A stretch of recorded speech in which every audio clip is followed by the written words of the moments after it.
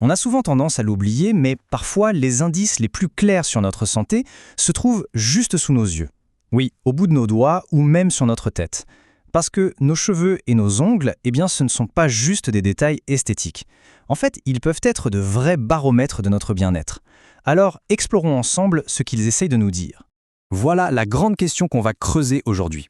On va apprendre à décrypter les messages que notre corps nous envoie à travers ce que les spécialistes appellent les phanères, un mot un peu savant pour parler tout simplement de nos cheveux, de nos poils et de nos ongles.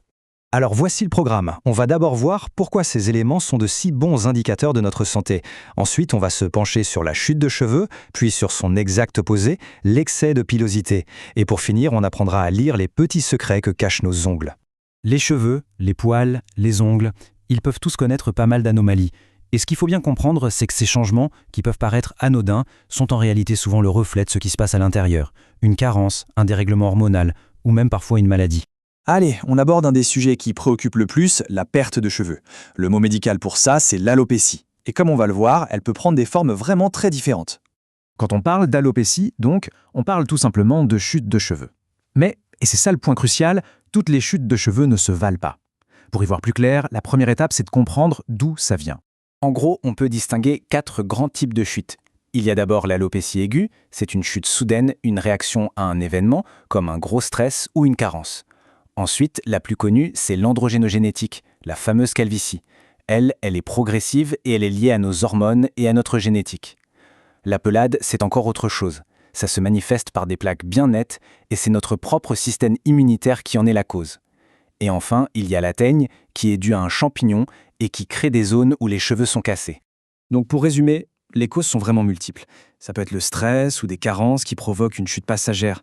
Les hormones et la génétique, elles, jouent plutôt sur le long terme. Et puis, il ne faut pas oublier les réactions de notre système immunitaire ou les infections.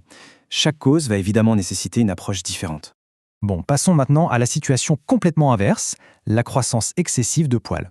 Et là aussi, c'est super important de bien faire la différence entre deux conditions qui ont l'air similaires, mais qui n'ont pas du tout les mêmes origines. Il y a une nuance très importante à saisir ici. D'un côté, on a l'hirsutisme. Ça ne concerne que les femmes et ça se caractérise par des poils qui poussent dans des zones typiquement masculines, comme le menton ou la lèvre supérieure. Là, c'est un signe clair de déséquilibre hormonal. De l'autre côté, on a l'hypertrichose. C'est une augmentation générale des poils, n'importe où sur le corps, et les causes peuvent être beaucoup plus variées. On passe au dernier chapitre de notre enquête, les ongles. Et là, c'est une véritable mine d'informations. On va apprendre ensemble à décoder les indices qu'ils nous donnent à travers leur couleur, leur surface et même leur forme. Commençons par le plus évident, la couleur. Un changement de pigmentation sur l'ongle, ce n'est jamais anodin. Et chaque teinte peut raconter une histoire différente. Une tache blanche, la fameuse leuconie, c'est souvent juste le résultat d'un petit choc. Pas de panique. Une tache noire qui avance au fur et à mesure que l'ongle pousse, c'est sûrement un hématome, un bleu. Mais attention, une bande noire ou marron qui reste fixe, elle doit être surveillée de près. C'est un signe à ne pas prendre à la légère.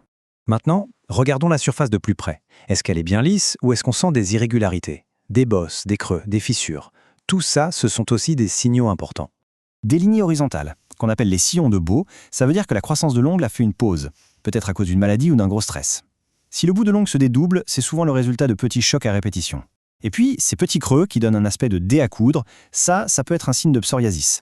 Et pour finir, on va s'intéresser à la structure même de l'ongle, sa courbure, son épaisseur, ou même la façon dont il est attaché à la peau, ce sont les derniers indices qu'on va examiner. Des ongles creusés, qui ressemblent à une petite cuillère, ça peut être une alerte pour une carence en fer. Des ongles très bombés, c'est ce qu'on appelle l'hypocratisme digital. L'origine est moins claire, mais ça mérite de s'y attarder. Et si l'ongle se décolle de la peau, l'onycholyse, ça peut être causé par un choc ou simplement par des facteurs héréditaires.